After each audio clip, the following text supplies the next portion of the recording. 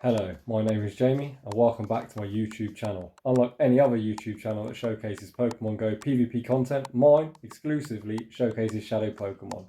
So, if you're into that type of content, I'd appreciate if you could like and subscribe. So, let's get into today's video. In today's video, once again we are looking at a triple Shadow, triple non-XL team. However, for the first time, we're going to be running a team of a Shadow Gyarados lead, Shadow Swampert as our closer, and the star of the show is the big thick boy Shadow Snorlax. Shadow Snorlax was a staple back in pre-season and the early seasons. However, with Remix Cup, Shadow Snorlax in the Open Ultra League is an absolute monster, and here's why. Because people that want to play Open are most likely to be wanting to run both Giratina, Cresselia, or perhaps both, and Snorlax is a fantastic matchup with both of them. Added to this, it also has got a great matchup against registeel, so it ticks all three of the big legendaries. It also helps cover the grass weakness that the two water types on the team have. So, without any further ado, let's get into the battles. We're going to have our Shadow Snorlax operating as the safe switch and our Shadow Gyarados lead for the duration of the video. And in game 1, we pick up a perfect lead against the Swampert. I imagine the opponent is going to switch out. The opponent builds up some energy and they look to try and catch an Aqua Tail. That's a play that I often do, so we're having none of that. They switch into Lapras, we switch into the big thick boy himself, Snorlax. The Lapras is dumping some energy, they go straight for the Ice Beam, which does around half our health. However, we now build up towards the back-to-back superpower. We bait the superpower, but we actually go Body Slam first. This now puts the Lapras into superpower range, as one superpower from that health would not KO. Let's see if the opponent wants to commit a shield. They don't commit a shield, so we win switch, and we've still got quite a bit of health on us, Shadow Snorlax. In the back, they've got a Toxicroak. This is pretty good for us. We can now bring in our Swampert. This is going to be a Mud Bomb, but we've got two shields. We have to start using them at some stage. I know the opponent's going to look to switch out at some stage. As soon as I see the Swampert come in, I immediately swap into Gyarados. We catch this energy. It's just going to be a Hydro Cannon. You can see the Shadow Gyarados is quite squishy, so this is quite a lot. They're at another move. Again, it's going to be a Hydro Cannon. We don't need to shield. And now we're at the back-to-back Aqua Tail. This first Aqua Tail is going to do around 30-40% of the Swampert's health. They don't shield. They do shield. We overfarm a bit and we now go for the Crunch. As I know I'm only going to make one more move, I go for the Crunch, hoping for the defense drop. We don't get the defense drop.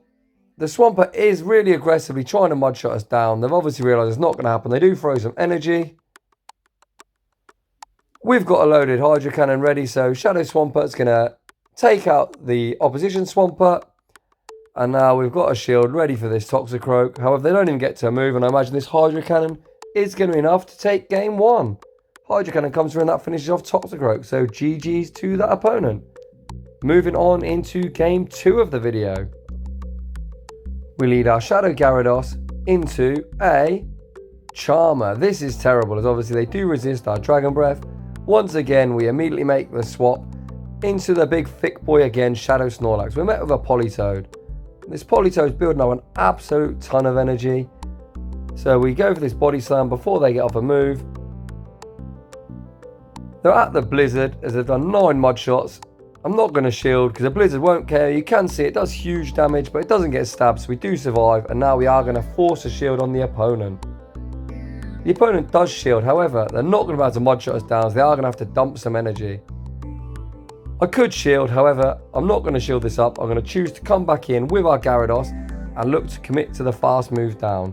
I do this because I know loaded energy, at least then we can threaten the Charmer out in front. The Politoed gets to a move. This is just going to be a Weather Ball, as they've got nowhere near enough energy for a Blizzard. We can let that go through, there's hardly anything. And now at least we've got a move ready for this Charmer.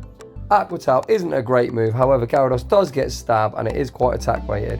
You can see that it does about 40%, and now we've got our Shadow Swampert closing once again. So we're met with a Giratina. Up shields, this is a fairly decent matchup. It's going to be a game of baits. So I overfarm heavily, I deny the Shadow Claw and I go straight for this Earthquake. Let's see if the opponent thinks I'm baiting. The opponent doesn't shield, and now I know I can go for this Hydro Cannon. This is not going to KO, however, it is going to put it in a range where I can shield this next move up and commit to the Mud Shot down. So we're now in a pretty good spot. I'm going to be able to Mud Shot down before they reach another move. That's 4, just about to get to their 5th. The next move, we managed to farm down. This Hydro Cannon is going to draw the shield, which it does. And now we immediately swap into our Gyarados, and you can see that one more Aqua Tail should be enough to KO. Aqua Tail coming through. I reckon this is going to be just short. However, we can Dragon Breath down for the win. So we come back from a really rough lead in Game 2 and off to a 2-0 start. Moving on into Game 3 of the video. We pick up a lead against their Lugia. This is a fairly neutral matchup. These Dragon Tails do really chunk us down, and the Sky Attacks do really hurt. However, we can hit this Lugia for super effective with Crunch. We go for this first Crunch and we draw a shield. The opponent is over farming massively. They're at the Aeroblast, but there's absolutely no way they throw an Aeroblast. It's just going to be a Sky Attack, which I shield. And they're now one fast move away from their next Sky Attack. However, Gyarados, having such a high attack, wins CMP. Crunch draws the second shield, and we actually CMP time as well. This is best case scenario. We got the defense drop on that last move, so we can now let our Gyarados go down and look to try and lick down with Snorlax. The opponent has realised that we're going to try and lick down, and they aggressively swap into Talonflame. They throw 3 Incinerate, so this could be the Brave Bird, so I'm going to respect it. We correctly shield. Now they're 2 Incinerates away from their next move. So just they're on the second Incinerator, fire off this Hydro Cannon. 1 Hydro Cannon will not KO a Talonflame. However, as they've lowered their defense, Hydro Cannon is more than enough to KO. Back in comes Lugia. We know they were energy dry. I don't want to take too much Dragon Tail damage, so just before we get to the back-to-back Hydro Cannon, I fire off this move to take them out. And in the back is a Scrafty. So once again, we're at almost the back-to-back Hydro Cannon. This first one comes through. Does just under half health. This second one's going to get them really, really low, which it should do. They've now got a few HP. They are going to have to foul play to take us out. If they go for a pop, we will survive a Mud Shot down. They do go for the foul play, but 1 lick's enough to take them out. So Snorlax Scrafty counter confirmed. GG's to that opponent, and off to a 3-0 start. Moving on into Game 4 of the video. We're in the mirror, so we've got Shadow versus Regular. So we're both building up some energy. I'm not going to shield this up as we will survive a Crunch. We let the opponent throw first, trying to get the extra Dragon Breath through, and the opponent very strangely goes for a bait. If you run Shadows, you'll know that opponents love to bait you as they think you need to shield. We don't shield. The opponent correctly shields up our Crunch, and we aggressively swap into Snorlax. And this is where you're going to see the power of Snorlax. They switch out into Registeel. I'm counting the lock-ons. This is only 14, so it's only a Flash Cannon. They didn't even throw the 15th lock-on, so they haven't even baited the Focus Blast. Yes, I am sad enough to count lock-ons. So now we're in a great spot. This Registeel is going to get taken out by Snorlax. They haven't even got a shield. Just for reference, a Focus Blast doesn't even KO from full health, so I wouldn't have shielded anyway. But obviously the correct play would have been to at least bait the Focus Blast. Gyarados comes back in. I am going to commit a shield here as I'm at the move. I am going to try and force the opponent's last shield. Again, off this Body Slam, let's see what the opponent wants to do. The opponent does commit their last shield, and I try and get to the Body Slam. Unfortunately, I get farmed down just before. I can now shield this up, and I can commit to the Dragon Breath down. I did this in case they got something like a Swampert in the back. It's actually a Giratina, so this is going to be a GG. This Crunch is going to do huge damage. And now I can switch out into Swampert. They can throw whatever they want. We survive a couple of Dragon Claws. We're going to have to get to the Earthquake and take the win. So the opponent in this matchup made a couple of strange plays.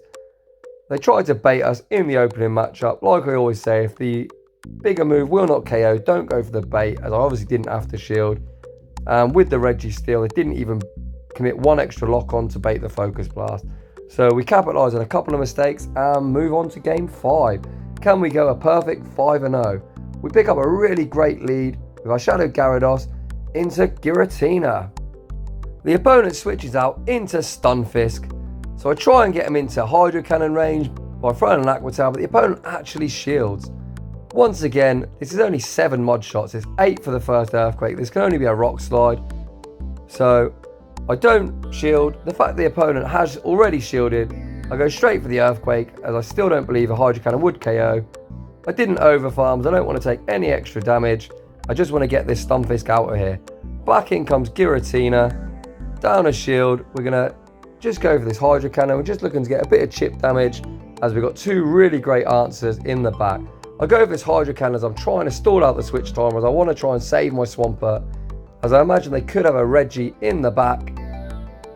So I do switch out into Snorlax, and we are right, they do have a Reggie in the back. However, up shields, I don't think we're going to need the Swampert, as Snorlax is going to be able to clean this matchup up. So Registeel once again goes for the bait. Like I said, you don't even have to shield a Focus Blast. So if you're Registeel facing Shadow Snorlax, go for the Focus Blast, as a bait really isn't worth it. You save half a second, 1 turn. What a terrible bait. The opponent once again goes for a Flash Cannon. I am going to shield that one up, as I've got 2 shields, I may as well use them. And now we are loaded full of energy. First superpower gets them down to around 30% health. This second superpower probably won't KO, but we'll be able to lick down. It actually does KO. So now we switch out to reset our debuff. We go back into Gyarados. I'm not going to have to shield this, and we're going to have to Dragon Breath down for the victory. They go for Ancient Power. They don't get a boost, and the opponent backs out. So we managed to survive there with all 3 Pokemon and a shield. So GG's to that opponent. So in that third game, you could see that they had a really meta team with 2 legendaries. However, this non-XL team ran right through it. So let's get into the team. Obviously, if you follow this channel for a while, you already know that I believe that Shadow Swampert is an absolute monster, without a doubt the best closer in the entire Ultra League. In the bulkiest league of them all, you can see when they had that XL Stunfisk, it come in and got absolutely wrecked by Swampert, 1 shot. How many Pokemon are doing that? We started to use Shadow Gyarados in our last video, and we continue to use it today.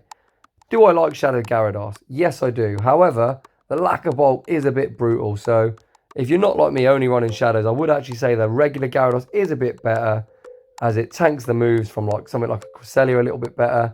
As 2 Grass Knots almost KOs my Shadow, which is a bit brutal. And then we're going to move on to the Shadow Thick Boy Snorlax. Absolute star of the show. You can see in this matchup, or this video, sorry, it's put in absolutely loads of work. It counters Cresselia, like I said, Giratina, which we saw a few times in this video, and in the last 2 matchups, it absolutely obliterated both them Registeels. So if you're looking for a cheap non-XL team, I'd highly recommend this. Or if you're looking for a decent save swap, even in Season 9, Shadow Snorlax is still one of the best. So just like to say thanks for watching, and I'll see you all in the next one.